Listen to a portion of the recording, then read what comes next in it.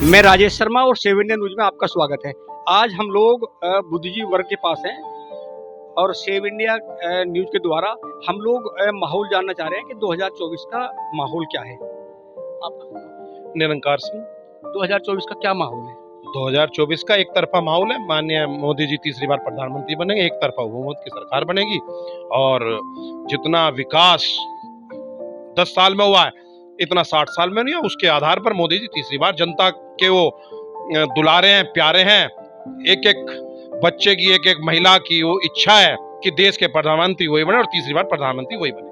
2024 का माहौल क्या है आपका? सुना। मेरा नाम दीपक शर्मा।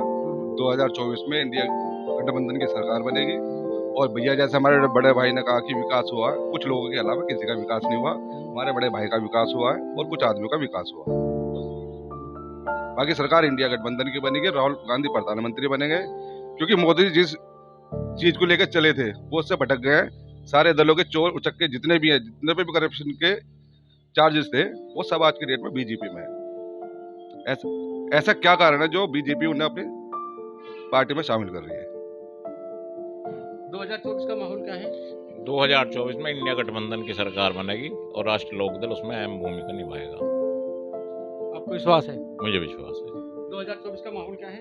नरेंद्र मोदी जी जिंदाबाद, तीसरी बार नरेंद्र मोदी जी जिंदाबाद, तीसरी बार देश के प्रधानमंत्री की पद की शपथ लेंगे और जो है बीजेपी अपने दम पर 350 सीट जीतेगी। 2024 का क्या माहौल है? माननीय प्रधानमंत्री जी नरेंद्र मोदी जी तीसरी बार प्रधानमंत्री बनेंगे, क्योंकि जितने हाईवे आज तक बने नेशनल हाईवे 20 साल 50 साल में कभी नहीं बने। लोग अब विकास पे वोट देंगे, लोग जाति बिरादरी पे वोट नहीं देंगे, इसलिए विकास के नाम पे एक ही नाम है, नरेंद्र मोदी। 2024 का क्या माहौल है? 2024 में बीजेपी की गवर्नमेंट बनेगी, क्योंकि बीजेपी की सरकार में तुष्टीकरण की राजनीति बिल्कुल खत्म हो गई है और हर आदमी को बराबर निगाह से देखा जाता है, इसलिए बीजेपी की सरकार बनेगी। तो ये पनौती शब्द कहाँ से आ गया? पनौती क्या है? इसका मतलब क्या है पनौती? देखिए, राजनीति में कुछ बातें सिंबॉलिक बन जाती हैं। ये प्रधानमंत्री जो पद है वो देश का सबसे गरिमाई पद है। अगर विपक्ष ये उन्हें गाली दे के या उन्हें कुछ भी कह के, वो 10 साल से ऐसी गंदी हरकतें करके प्रयास कर रहा है, वो ऐसे मोदी जनता के दिलों में, विपक्ष से मैं ये विनती करता हूं कि प्रधानमंत्री जी को गाली ना देके जनता में काम करे, जनता की नजरों में अपने आप को उठावे, तो मोदी से मुकाबला कर पाओगे। मोदी जी को गाली देगा तो मुकाबला नहीं कर पाओगे। मोदी जी लगातार प्रधानमंत्री बनते रहेंगे और आप गाली देते रहना। ये मूर्खों का सरदार किसने कहा? अजी, मूर्खों का सरदार तो छोड़ो, किसान, कमेरे, शोषित, वंचितों के खिलाफ सरकार काम कर रही है। अभी गन्ने का पेमेंट नहीं हो रहा, 14 दिन में पेमेंट की गारंटी दे रखी थी, सारा किसान परेशान है। आज ही अखबार में आया है कि बजाज ग्रुप आज तक किसानों का पेमेंट नहीं कर पाया था। एक नहीं, तो किसानों के खाते में आ गया पैसा, जो पेमेंट पिछले 20 साल से नहीं मिल रहा था। बजाज ग्रुप ने इतिहास में पहली बार 100% भुगतान किसानों का 2021-22 का और 23 तक का कर दिया है। आज बजाज मोदी नगर मिल, इन मिलों की भी चर्चा कर लो। केवल अगर थोड़ा बहुत पैसा, देखिए पहली बार ऐसा होने जा रहा है, 85 मिलों ने शपथ देके योगी सरकार को दे दिया है और अब 14 दिन नहीं, हर हफ्ते पेमेंट किया जाएगा किसानों का। 85 मिलों ने एफिडेविट दिया है। शामली मिल पे 240 करोड़ रुपए बकाया है। कुछ मैं कह रहा हूं, कुछ है, अभी है। जो बजाज ग्रुप था, पिछले कई हजार करोड़ बकाया चल रहा था, उसमें उन्होंने कर दिया है।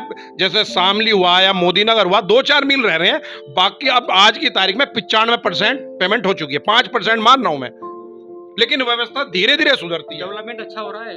बस जी, अब डेवलपमेंट तो आप हमसे अच्छी तरह जानते हो।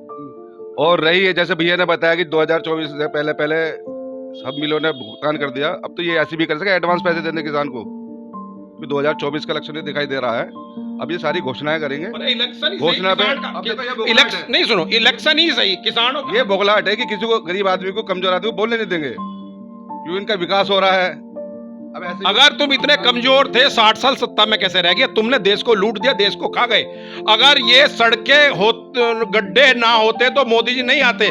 आपने इतने अच्छे काम करे होते, ये आपने काम नहीं किया, आपने देश को लूटा है। नेशनल हाईवे छोड़ के सारे शहर में गड्ढे हो रखे हैं, सारा शहर आपने देखा है, सब जगह पानी भर रहा है, सब जगह गड्ढे हो रहे हैं। जितने भी कांग्रेस के नेताओं पे भ्रष्टाचार के चार्जेस थे, वो आज की डेट में मैं आपसे पूछना चाह रहा हूँ कहाँ पे है? जवाब देंगे मुझे, भैया बताएंगे मुझे। अब जितने भी घोटाले थे, जिन्हें भी कहा गया कि ये घोटाला, वो घोटाला, फलाना घोटाला, वो कहाँ पे आज? और ऐसे नहीं है कि वो शामिल है, उन्हें अच्छे अच्छे पद भी दिए जा रहे हैं। तो इसका मतलब 2 महीने पहले भोपाल में प्रधानमंत्री ने एक रैली में कहा था कि शरद पवार का जो परिवार है लुटेरा है। अजीत पवार 70,000 करोड़ का आरोपी है और मुझे लगता है कि वो शायद किसी स्टेट के डिप्टी मुख्यमंत्री हैं अजीत पवार। उनकी जांच देखिए, किसी के खिलाफ आप राजेश जी बड़े वरिष्ठ पत्रकार हैं, मुकदमा कायम होने से ही कोई अपराधी नहीं हो जाता। देखिए, उन पे चार्ज है, जांच चल रही है। अगर जांच में वो दोषी पाए गए तो उन्हें सजा मिलेगी, और वो निर्दोष पाए गए तो वो निर्दोष हैं। गन्ने का भुगतान सब हो गया टोटल? नहीं हुआ, गन्ने का भुगतान नहीं हुआ। अभी पिछले साल का ही पेमेंट नहीं हुआ। साल का तो छोड़ो, पिछले साल का पेमेंट नहीं हुआ। मिल चलने में देरी हो रही है। निरंकार जी कह रहे हैं कि अब तो भुगतान हो गया। इनका हो गया होगा जी, इनका हो गया होगा। ये कभी कैसी विपक्ष में है नहीं ना मुद्दे, व्यक्तिगत ये विपक्ष जो है, जब इन पे कुछ नहीं है कहने को तो ये व्यक्तिगत हमले करते हैं। इसलिए जनता में विलेन बने घूम रहे हैं, जनता इन्हें वोट नहीं दे रही। आज हम लोग कांग्रेस, लोकदल, भाजपा, तमाम दलों के पॉलिटिकल लोगों के बीच हम लोगों ने बातचीत की और किसान पे, व्यापार पे और महंगाई पे, बेरोजगारी पे बातचीत हुई और कि 2024 में क्या माहौल होने वाला है, सब लोग से बातचीत की। आप लगातार देखते रहिए 7 इंडिया न्यूज़। राजेश, नमस्कार।